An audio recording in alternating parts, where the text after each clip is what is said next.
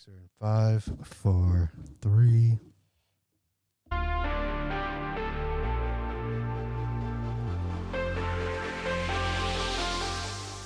Welcome to the SaveOne podcast, where we share testimonials of overcoming inner turmoil and tackle the tough topic of common mental health struggles. Our goal is to create a community of believers who support each other through camaraderie, understanding, and love by revealing the secrets we so frequently try to hide from others. You are never alone.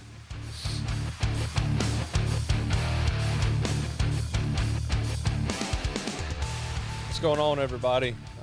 Today we don't have a guest on the show, so you're going to be blessed with myself and Daniel Anderson.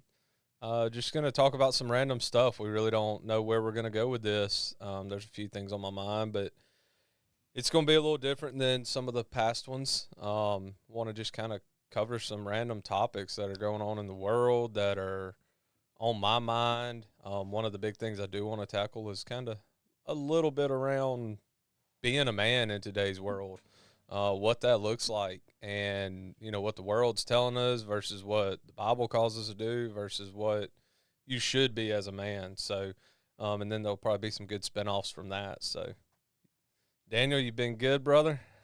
Man, I'm good. It's been a hell of a day today, and I'm running on fumes, but I think I'll be all right. I'm gonna just follow your lead today, big boy. Well, good deal. Well, so the first thing I want to jump into and talk about, recently we've been doing some stuff on the show with Jackie Taylor around dating, around marriage, and we got divorce coming up. And this week, since we don't have a guest, one of the main things I wanted to talk about was being a man in today's world. There's a lot of pressure on us as men. There's things that the world's telling us to do, and there's things that the Bible is, and there's things that, in my personal opinion, and so that I'm clear today, that's what a lot of this is going to be today. It's my opinion. You may have a different opinion. You may have the same opinion on some stuff. But it is strictly opinion. So one of the things that's been on my mind a lot lately, I see it across a lot of my social media. I follow a few different people that have been talking about it a lot. The wonderful topic of toxic masculinity. And what that looks like. And, man, it drives me crazy. I think it's bullshit. It ticks me off because, for me, first I'll say, there is unhealthy behaviors. And that's what I feel like gets mixed up a lot is men, women, we all can have unhealthy, unproductive behaviors. Yeah, but it's not toxic that's not the right word. Like, exactly. That's someone being an idiot, and being a child. Like, masculinity is something that should be celebrated and should be, admired and appreciated. Like, toxic and masculinity, those two words should not go together. Correct. Masculinity is something that, boys, as a result of making mistakes over and over and over again throughout their life, they become men, and they learn from their mistakes, hopefully, and they become masculine and secure in who they are most of the time. And to just because some woman says, "Oh, that's he's toxic," like, he may be toxic, but it's not toxic masculinity. It's him being an effing idiot. Yep. and a child, and not learning from the mistakes that he's made in the past. Yeah, and that's my thing is I hate labels across anybody.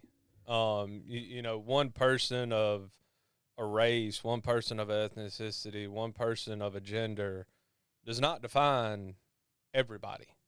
And so for me, what I believe in is, men and women are completely different.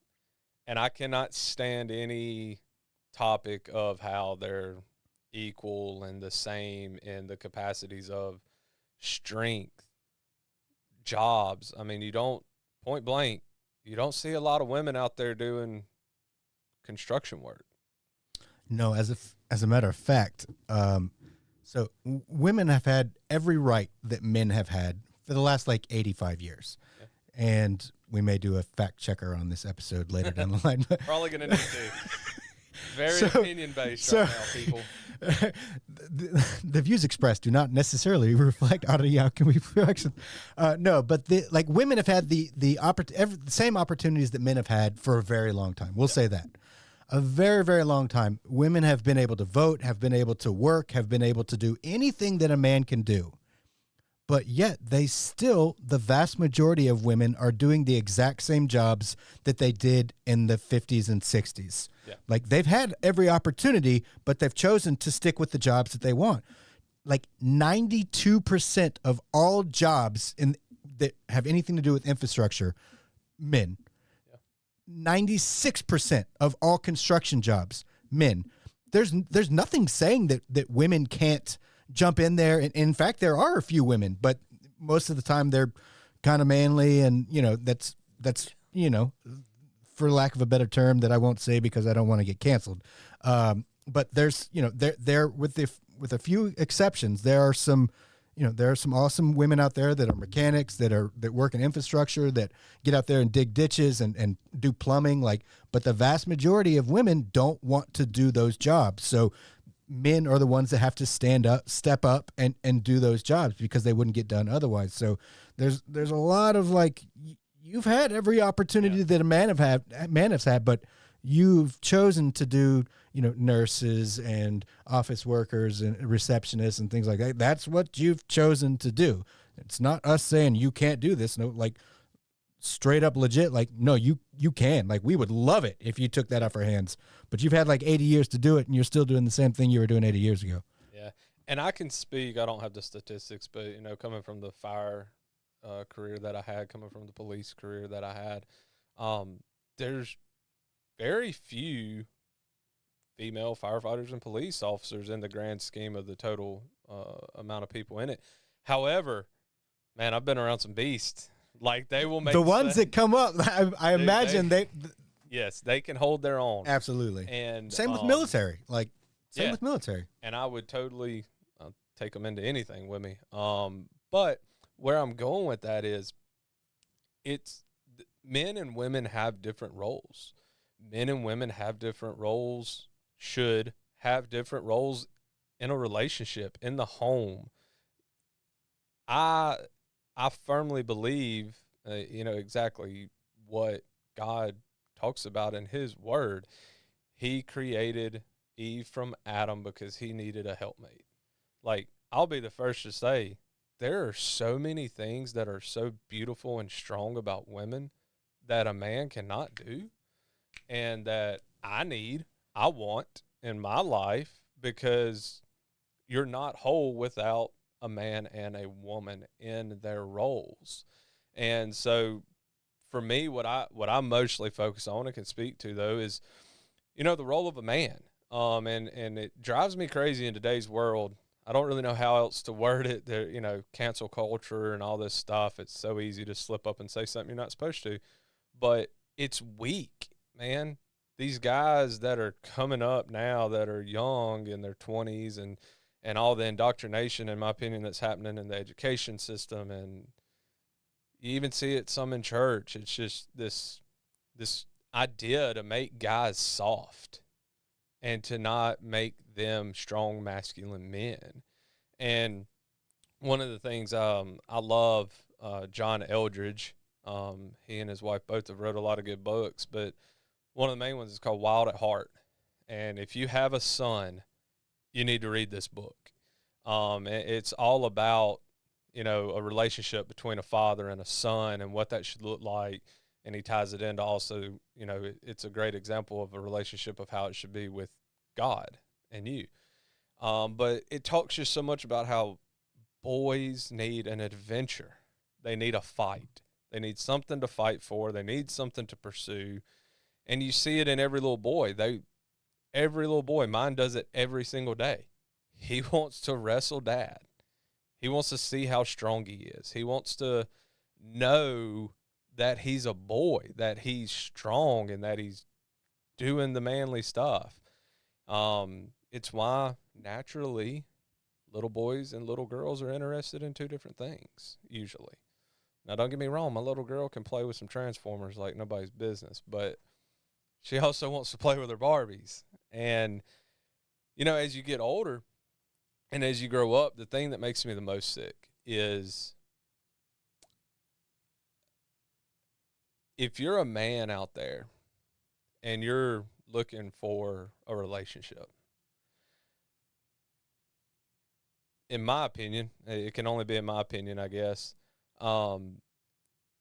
Women, from what I've seen, from what I know, from the ones I've talked to in my experience in dating, they don't want the guy that is scared in a moment of chaos. They don't want the guy that is going to run from the fight if it happens in front of them.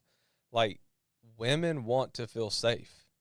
They want to feel like if crap hits the fan, this guy that they're with is going to protect them, comfort them, be there, or also help other people.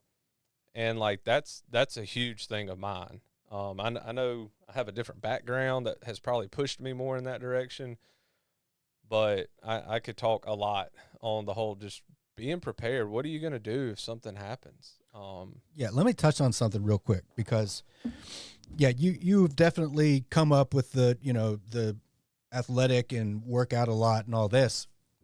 I think there is a fine line between being a meathead who thinks that you're strong and I'm gonna beat everyone up. I'm gonna show everyone I'm so strong and I'm gonna beat you up, man. You say something to me, I'm gonna beat you up. Like, there's a difference between that and a guy that he's a killer, but you would never know it. Yep. And it brings me to something that Jordan Peterson said. You've said it before. I would much rather be a warrior in a garden than a gardener in a war. Yeah. That being said, like, I am not going to back down from a fight. Am I going to throw myself into a fight because I want to fight? No. But if trouble comes to me, and that's very, very rare that happens, but if it does, I'm prepared to fight. And you know, I don't go to the gym every day, but you know, shit hits the fan. You know, Yeah. shit, Yeah. you're gonna have a problem. So it's you know, there's a fine line between like being like a, you know, cocky, I'm stronger than everyone, I'm gonna be, and being like a gentle, nice person who's also capable of protecting things when they need to be Absolutely. protected. And so you know, you've heard Jordan Peterson say that statement, it's better to be a warrior in a garden than a gardener in a war, actually comes from Sun Tzu in the book Art of War. So, and he was a major warrior, but he understood it's you want peace, but prepare for war kind of thing. And when you said that, it made me think I actually had this. I don't want to say it wrong because it's perfect. So one of the things Jordan Peterson, and it's so funny, he said it a few times. I saw it once in a interview with one of the big media people, and oh Lord, it triggered this guy because he just couldn't understand this. But Jordan Peterson said, "A harmless man is not a good man. A good man is a very, very dangerous man who has that under voluntary control." And yeah, I remember the guy who's like, "You're saying men should be dangerous?" And the truth is, absolutely. You know, it's only really in the last handful of years where it became bad to be dangerous, bad to be tough. And like you said, I don't like, can't stand, and not talking at all about the meathead who thinks they can do something. Yeah. You know, More steroids in them than blood cells. yeah, you know, the amazing thing is, you know, what are you willing to, what are you actively doing as a protector? And you know, to me, that's, trust me, my therapist has pegged my two things is that matter the most to me is loyalty and protecting people. And so for me, if I'm out with a female, and even with my friends, my family, my kids, for me, there's a lot of different levels of kind of what I prepare for when I'm going out, depending on who's with me. It changes. How I will react to situations also changes depending on who's with me. But you know, I see in today's world a lot. You have these guys who someone can be getting beat on the sidewalk, and they'll pull out their phone and record it before they will intervene with it.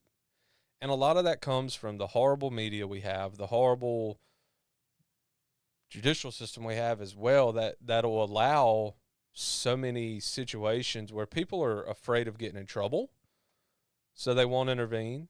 They're afraid to act. But then also a lot of it just comes down to fear.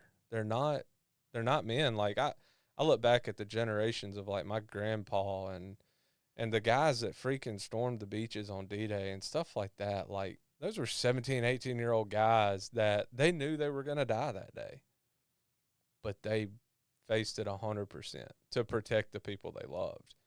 Now we have the total opposite going on a lot in the world. And so one of the things I want to stress that I think is important is, you know, if you're out, if you have a family, if you have a spouse, if you have a girlfriend, and you're a man, you should be prepared to protect them with your life at all times. No questions asked. For me personally, I think you should be willing to do that for everybody. As a man, I don't care if I'm out and about. I don't care what your skin color is. I don't care where you come from. I don't care your age. I don't care anything. If you're the victim of injustice, of somebody hurting you in any way, I'm going to jump in there. And especially if my spouse is there. And then it goes to some other levels of just, you know, the chivalry that has been lost, you know, opening doors for people. Just the simple stuff of being a man, helping people, being kind, being gentle, but also being able and know that I will fight to the death for those I care about.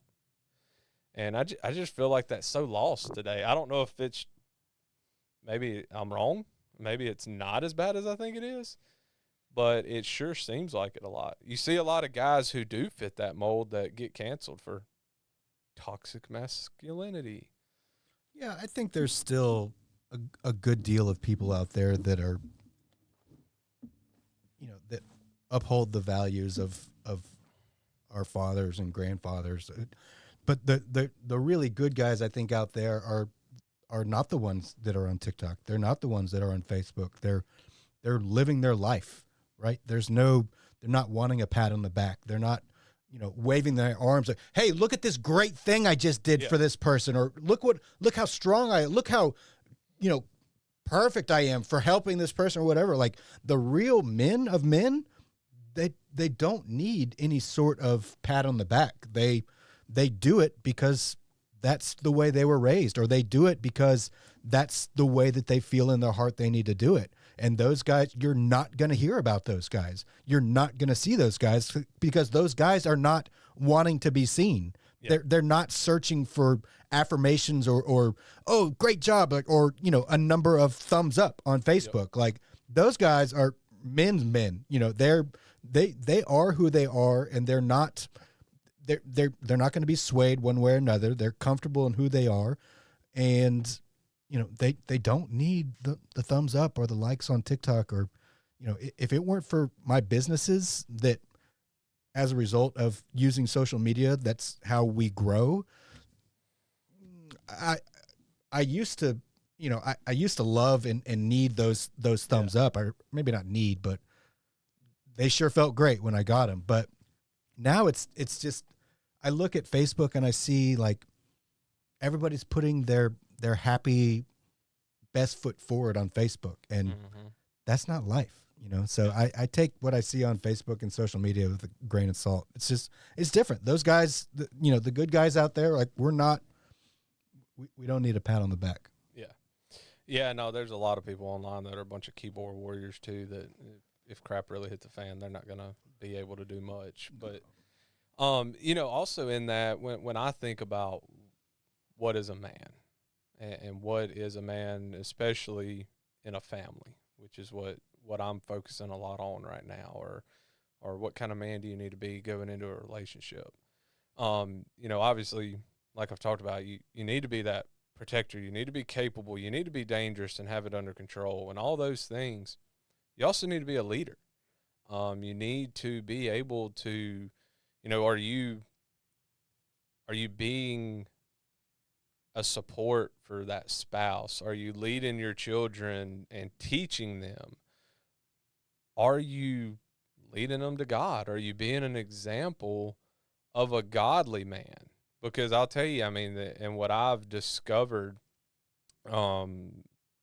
recently, really, over the last year or so now is, dude, there is nothing in this world stronger than a man that is planted in strong faith and physically able to do something. Like, that is a force to be reckoned with.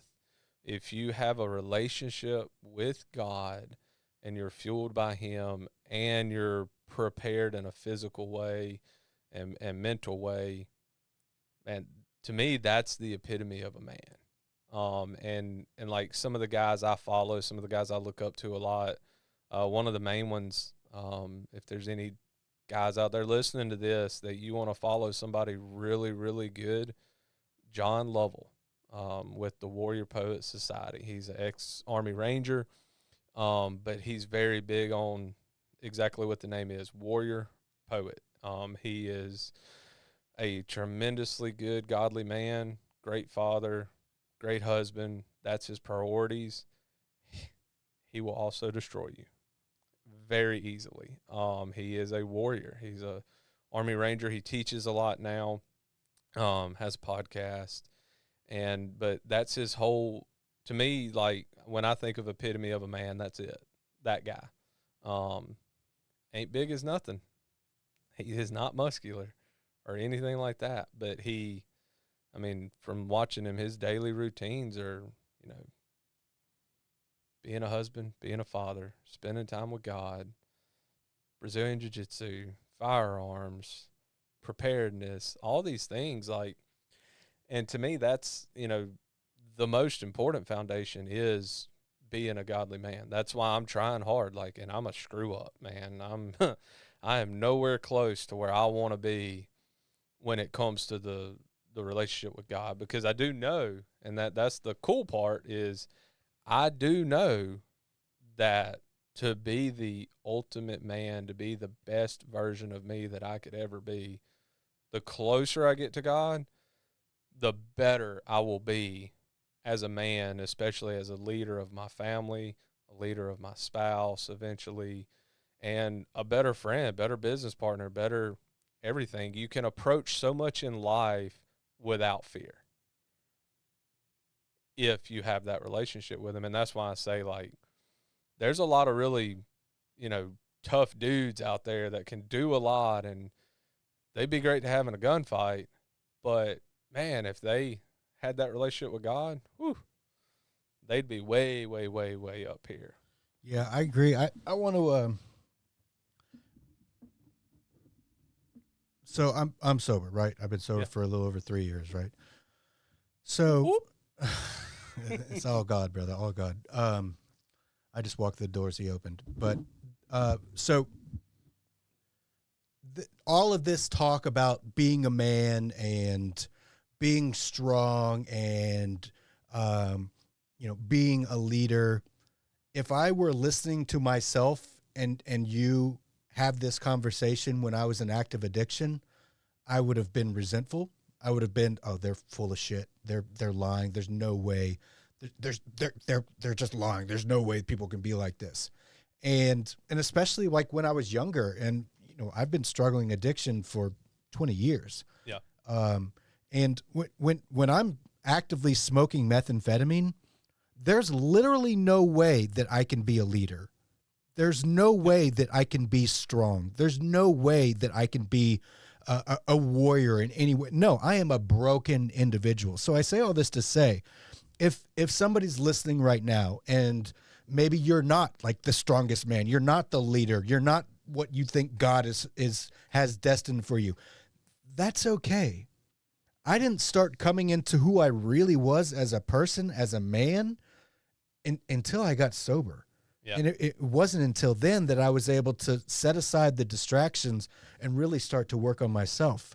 Had I not made every one of those mistakes that I made as a child, as an adolescent, as a teen, as 20s, 30s, if I would have not made every one of those mistakes, I wouldn't have learned from those mistakes, and I would not be the person that I am today. So for those people that are not perfect, for those people that are, maybe a little weak, maybe a little, you're not living up to your potential, that's okay. As long as you're striving to do better, I shoot for 1% improvement and growth every day. 1%, that's it. Some days I'm a lot more than that. Some days I'm not. But if you're listening to this and you're not like, you don't feel manly, or you don't feel like, oh, I'm on top of the world, like, guess what? I didn't feel that way, and I didn't begin to feel that way or be capable of feeling like a man until 3 years ago. And I just turned 40 years old. So what does that tell you? So don't beat yourself up. There is hope. There is, if you have a decision, if you have a desire to be a better man, go for it. Just don't give up on yourself. And you will get to a point where you can look back and look at all the mistakes that you've made and be grateful for those mistakes. So I don't want anything in the past or in the future to look back at this moment that we have right now and be like, oh, well, you said this. Yeah. Like, no, like, I am being completely honest and vulnerable. I was a piece of shit until I got sober, period. End of story. Not everyone has that issue, but a lot of people do. But for me, I wasn't able to be a man or to be anything that I felt God could use in any way until I got sober and got rid of those distractions. So it could be drugs, it could be work, it could be whatever, but distractions are distractions. They will keep you from living to your full potential. And I'm still a work in progress. Like I am completely capable of being a child and reacting in fear and being scared. And I'm completely capable of all of that crap. But today I have a desire to do better. I want to be better. I don't want to repeat the mistakes that I made in the past. Sometimes I do. Sometimes I work through those and I do better the next time, but there is a constant movement forward. So as long as you're moving forward, don't beat up on yourself if you're not like, if you're, you think, oh, I don't know, if I saw somebody in a fight, I'd probably run away. Like, that's okay. As long as you want to be better and you want to grow, then just start with that. Keep moving forward and be 1% better each day. I'll say this. I mean, that's a great point, and I agree with you, because what you have to first understand is everybody has weaknesses. Anybody who says they don't have weaknesses, they're delusional, full of crap, and they're incapable of vulnerability.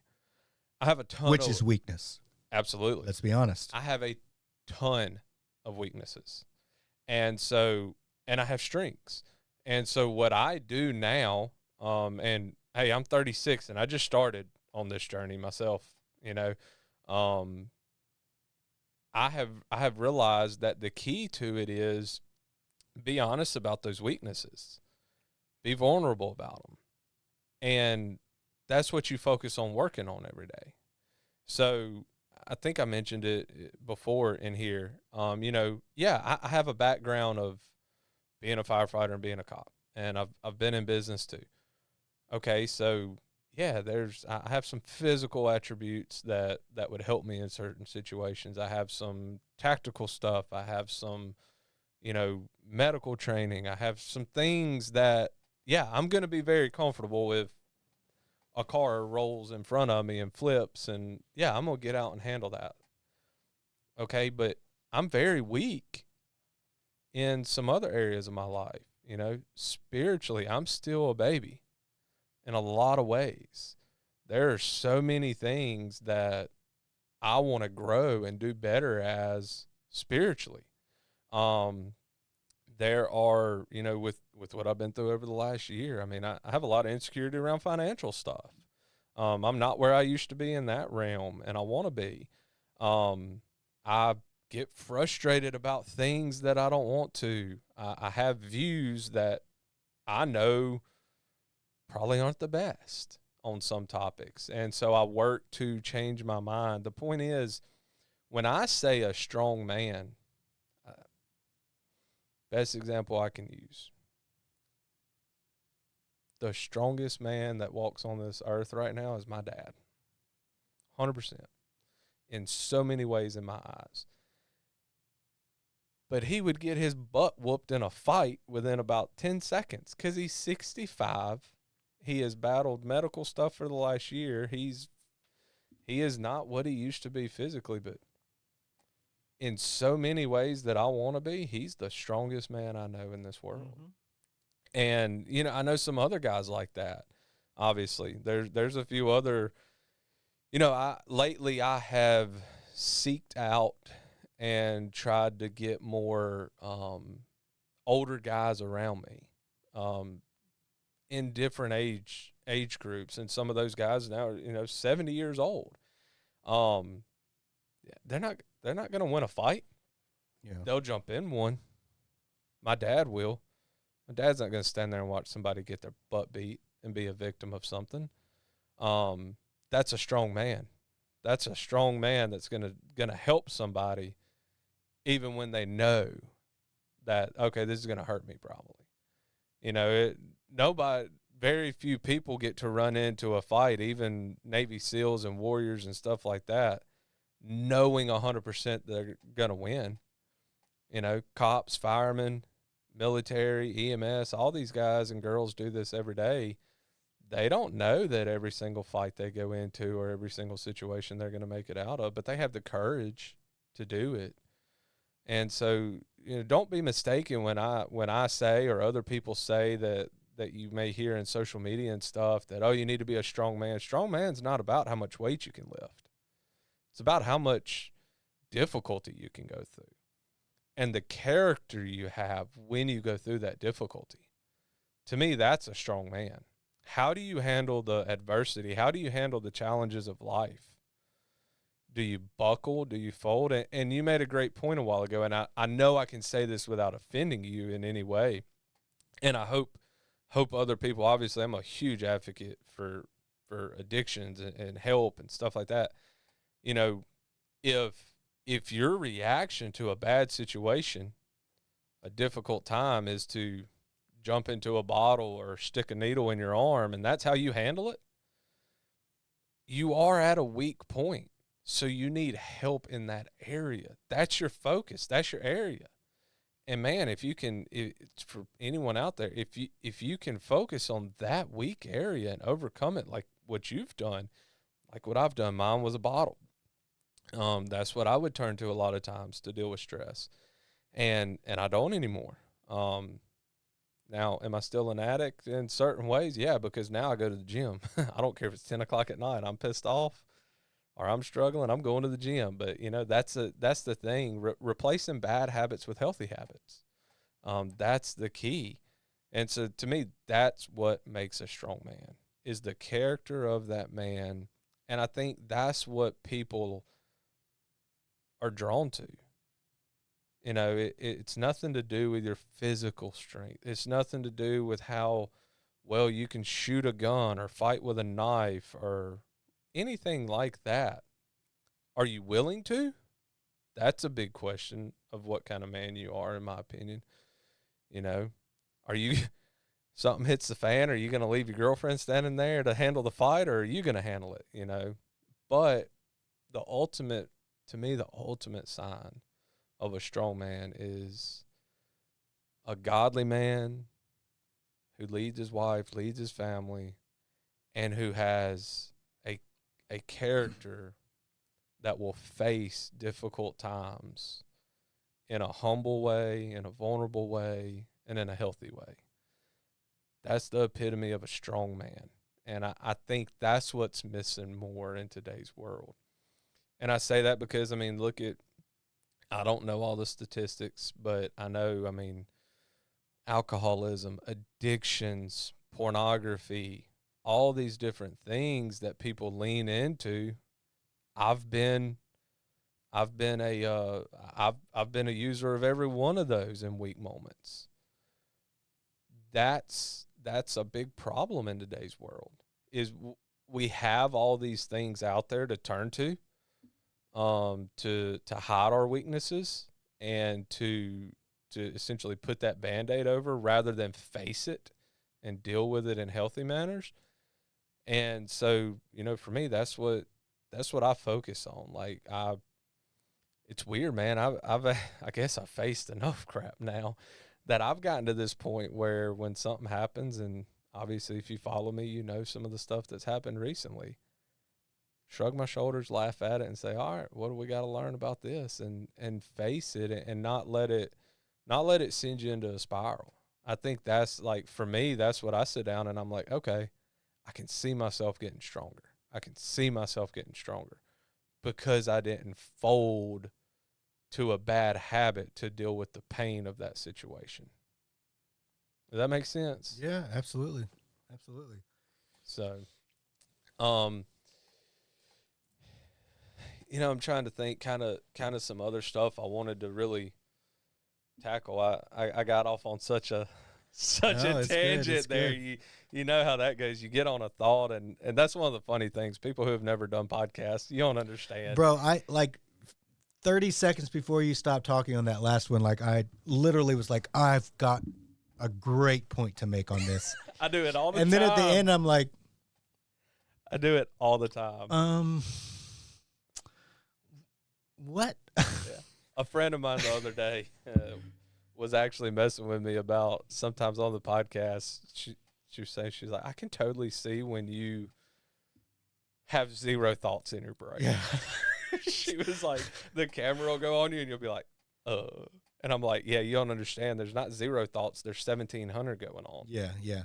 So, I like to think of it as, you know, when, like in movies, right? So in, you know, movies where it's the set is in the White House and something catastrophic has just happened and people are running around all over the place. There's papers flying up and down. Everybody's trying to do this. Like, that's what's in my head. Yeah. So the mere fact that I'm able to make a point ever is a real great thing. So it's progress, not perfection, bro. I love it. I love it. But yeah, and so I know what I was wanting to talk about, what I was wanting to bring up. You know, because I know you and I have talked about this a lot. So some practical application of when you do identify those weaknesses, how do you improve them? How do you grow them? And so I know something you and I both can get pretty passionate about here. Does it start with a T? Therapy? Oh yeah, therapy's a must. But no, motivation and discipline. You know, I get tired of this. Let's get it. So, you know, we'll talk physically. You know, physically, boy, January, everybody's motivated, right? Everybody's motivated. Gym membership spike. Everybody's going to lose weight, gain muscle, do all this, get healthy. In about 3 weeks, 80% of those people that started are probably done because they lack discipline. Motivation, you know, you go to you listen to a podcast, you listen to a song, you go to a presentation, you get motivated. Absolutely, you know, they motivate you for all kind of stuff. But motivation don't get you through the next month, year, 10 years, rest of your life of creating a discipline. You know, you and I were talking the other day, not on camera or nothing, but, you know, you were asking me about me going to the gym. And, you know, I go every day. In my opinion, I don't look like it. I think I'm extremely out of shape. But I hate going to the gym sometimes. I hate it. I will literally sit on the couch and have to dog cuss myself to put my shoes on and go to the gym. That's discipline because I know if I don't, then I'm probably not going to go the next day. And then I'm probably not going to go the next day. And then a week later, I'm going to be like, man, I ain't been to the gym in a week. So it's discipline that makes me get up and do that every day, not motivation. Bro, let me be 100% honest with you and the listeners and the viewers. I'm thinking through my head, maybe 10% of the time I'm motivated to do anything. Yes. Maybe 10%. That includes my work. I make a very healthy living. I'm able to provide for my family, and I'm super grateful for that. Do I want to go and spread hydrochloric and hydrofluoric acid on a bathtub and a shower every day and get it in my eye and have to go to the ER and sweat profusely and vomit in houses where I'm overextended and there's no air conditioning and I suffer heat exhaustion? Like, is that what I want to do? Am I motivated to do that? Am I motivated to do that for the last 23 years? Yeah. Absolutely not.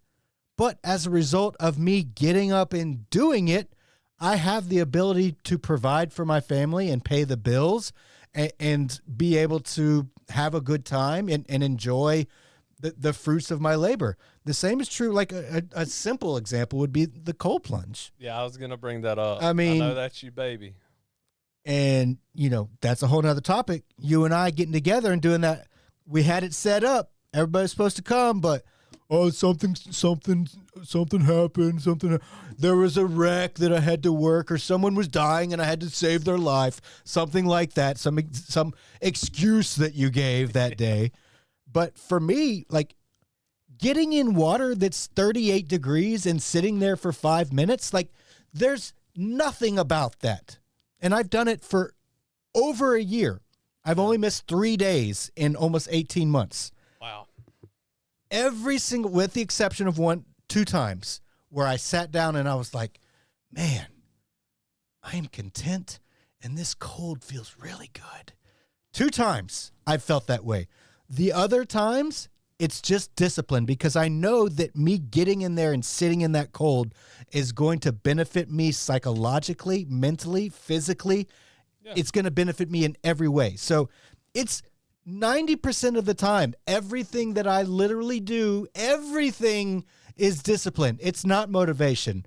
I'm not a very motivated person, but if I put my mind to something and I I haven't missed 1 day of work ever since I've been working for myself the last 23 years. Never. I'm sick, you go to work.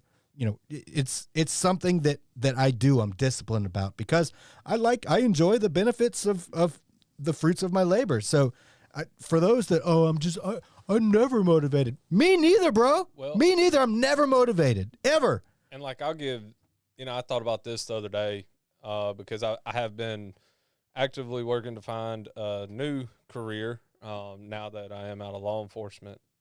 But it used to drive me crazy, and I actually, now that I understand how important discipline is more, I understand this. It drives me crazy how many businesses require a 4-year degree. I don't have a degree. I piddled in college, and I drank my way through getting brought home. So anyways, I don't have a 4-year degree. What drives me crazy, though, is like so many businesses, they don't care what the degree is in. It can be completely irrelevant to the job. They just want the 4-year degree. And, man, it used to piss me off when I would see that because I'm like, man, all these people you're counting out. I understand now the only reason for that requirement is because the fact that you went to school, it shows discipline. And, to the people out there, man, especially like some of your doctors and stuff like that, that did 10 years, 13 years, all these years of, dude, that is some insane discipline. I mean, your military guys, your SF guys, stuff like that. Like I think about going through the fire academy, police academy. There was nothing that motivated me. Yeah. I didn't want to do that. Like, it sucked. The discipline to not say I want to quit and to get through it, that motivation is fleeting. It only lasts for a very short time is essentially the whole point we're trying to make here. And so I think the best thing, and I remember something else Jordan Peterson, obviously a big fan of his, has said before is, it was somewhere along the lines of, if you want to know how to improve your life, the first thing you need to do is go sit down on your bed in a very quiet room and have an honest conversation with yourself and figure out what you need to work on. And it'll come to you. You'll want to run from it, but it will come to you. And I've done it. And I have a journal that every so often I sit down and I essentially kind of take inventory of what are my strengths, what are my weaknesses, am I making any improvement in these areas, kind of thing. And if you sit down, once you identify those weaknesses, the next step is obviously a plan. Get whatever resources, whether that's, physically working out, or if it's something spiritual or something that you can get through reading a book. Or do you know somebody in your life, or do you know somebody you can go to and bring into your life that can mentor you, that could be a help to you to bring that weakness up to a strength? That to me, that's my goal. Like all these things in my life that are kind of on different levels right now, my goal is to one day kind of have them all the same. To me, that's like the perfect thing. You're always going to have some that are up and down. So identify your weaknesses, find the right resources to be able to help you improve those weaknesses, and then have the discipline. And also be patient with yourself. Yes. Rome was not built in a day. Yes. That is big. That is my biggest problem, is once I do decide that I'm going to do something, in my mind, I want it done in like a week. One of my biggest things right now, I like to point out my own faults so that everybody knows I'm not just blowing smoke here. Man, I am so jealous of these guys who are really, really disciplined and good at spending time with God, reading their Bible every day, praying every day. Dude, I struggle with that so bad. Like, I'll do great for a few days, and then something will pop up, and I'll miss that time. And then also reading other books. I went through a phase. I remember when I was in Texas, I had in my office, obviously I had a lot of books, enjoy reading, and I would come in to work every morning at 7, and from 7 to 8, I would drink my coffee with my door locked, and I would read. And man, that was awesome. That 1 hour a day, the amount of material that I was able to read, the things I learned, I wish during that time I would have been pursuing God as much as I was pursuing all these other books, and I could have read a massive amount of the Bible. But, we all have areas that we struggle in to be disciplined. One of them that's been fairly easy for me to stay pretty consistent with is physical training. A lot of that had to do with my previous careers pushed that, so I'm interested to see how that fluctuates in the coming times.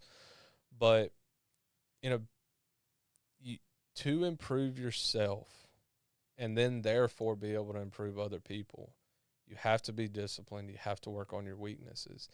And I know for me, I've been at fault for this before, and I don't fault other people for this, because it really sucks to be on the receiving end of this. Is when you're wanting to change something about yourself, yeah, it don't happen overnight. Man, it may take years.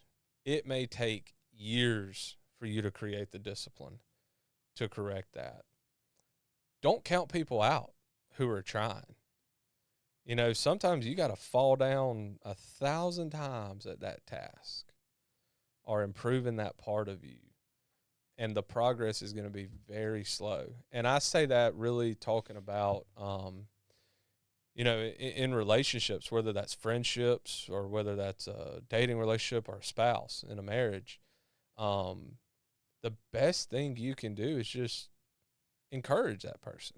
It's amazing what a little bit of encouragement from another individual can do for people. Because, I know for me, there's times I have a few people in my life, I'll be doubting myself, or, I can't do this, I can't do that. And just them saying, man, shut up. Yeah, you can. I believe you can do it. You just don't believe in yourself right now. Just that'll snap me out of that moment. And I'm like, you're right, I can. And I'm going to, and I go and do it. You know, I have my best friend that's out in Texas. Been best friends since we were 5. Dude, we push each other in every way you can imagine. Get to see each other like twice a year, but we don't go more than a day or two without talking. And we're always pushing each other to do better at really everything. And it's amazing the encouragement that can come from that. And so that's something else that I really want to push out there is, man, if you have somebody struggling around you and you see their weakness in something, don't beat them up about it. Be that help and be that encouragement, and then be patient with them. And that's hard. I mean, that's really hard. Yeah, and be patient with yourself too. I mean, it just practice self-love. Like, it sounds silly, but Yeah. if you can forgive yourself for your past mistakes and the mistakes that you're inevitably going to make throughout the future, just say, okay, we made a mistake. Let's keep moving forward. I love you. I'm proud of you. Let's keep moving forward. If you can have that conversation with yourself, that love and compassion for yourself, suddenly you're able to have that love and compassion for everyone else, and to recognize that, hey, maybe this guy's having a bad day. I had a bad day just a couple days ago, and I got through it. So, I try to meet people where they're at, and I try to forgive myself when I inevitably make mistakes, and that's virtually every day. But I learn from those mistakes, and I try to move forward, and 1% improvement every day. That's what I shoot for. Yep. Yeah, dude. And I've talked about it on here before. I used to be so hard on people, friends, family, coworkers. I talked about the academy and stuff like that before. And that, I thought that was what a strong man was. And makes me sick to think about, kind of how I was in that, because it was nothing more than just me hating myself and me being unhappy with me. And Lord, if you had told me self-love a couple years ago, I don't know how else to say this. I would have told you that was like the gayest thing ever. I'm not going to say that to myself. But the truth of it is, like, now I've learned, especially going through therapy, and man, it was it was a challenge for him to get me to finally do it, is like, no, positive reinforcement for myself, encouraging myself, talking to myself kindly is a lot more productive than telling myself I'm a piece of crap and I'm weak and I'm this and I'm that. And when I started doing that, exactly what you said, I started looking at everybody else different. And I started realizing, I'm like, man, I can help that person a whole lot more loving them than I can telling them they suck at this or they suck at that. And it just totally changed a lot about me. And that's one of those areas where I look back now when I am kind of doubting myself, and I'm like, okay, that's an area I've gotten stronger at. That's a little bit of progress to being a good man. And it gets me excited, and it makes me want to do it more and more and more. And so, that's something else I'll say. Take inventory of your progress. Get a journal. I used to think that was stupid too. And I got a journal now that I write in all the time, various stuff. And one of those things is, like I said a while ago, I kind of do that inventory, and so that I can look back and see and know, like, man, you made this progress right here. If you did that, you can do this. But then also I want to be able to look back in a few years and see, where I've come from and what that timeline looks like. But ultimately, the truth is, you should never actually accomplish being the man that you want to be until the day you die. It will always be a new set of circumstances, a new set of problems, a new set of temptations, and you should always be improving. You should always have something to work on. If you ever think you've, reached the peak and accomplished all that, I don't have to worry about that. I'm never gonna. That's not something that crosses my mind. Yeah.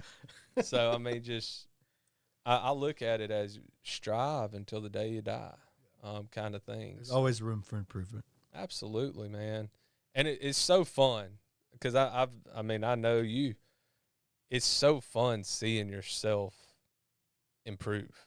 Like, even if nobody else is cheering for you, man, when you get to look at yourself and you see that you've made improvements in areas, it's exciting and it feels really good. So, well, dude, today's been fun. Yeah, absolutely. Totally different than what I'm used A to. little bit, yeah. Again, these are the opinions of Jeremy Rast and Daniel Anderson. The views expressed here do not necessarily. There are no facts behind anything we have probably said. But I do hope that it has encouraged, especially, obviously the men that do listen to my podcast, is I hope it's encouraged y'all, man. Take inventory of yourself, identify your weaknesses, and work to be a better man, physically, emotionally, and spiritually. Spiritually being the number one, and everything else will come from there. And be quick to forgive yourself when you fall on your face. Absolutely. Absolutely. So, well, man, I appreciate it. Next time we're on, we'll have Jackie back. Sounds good, brother. So, y'all have a good one.